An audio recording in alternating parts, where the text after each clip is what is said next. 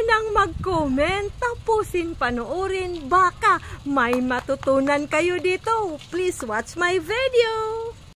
Dahil malapit na ang ating birthday ay hulaan nyo kung ano ang regalo ko sa aking sarili, mga idol. Kasi sabi nga nila ay hair crowns our beauty. Kahit hindi tayo beauty, charot.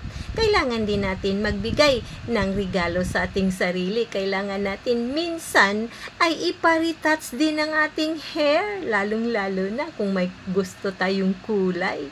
O diba, magpa-hair color tayo, mga idol. At saka, kailangan din i-change din natin ang style ng ating haircut. Katulad niyan, kailangan ko din magpapagupit ng mayroong bangs. Kasi yan ang tinatawag natin na self-love.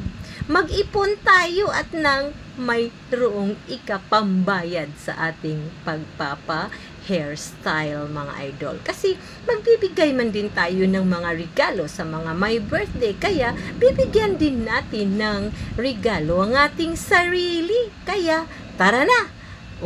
Malapit nang matapos ang ating hair retouch. Hair color yan at syempre magpapabangs.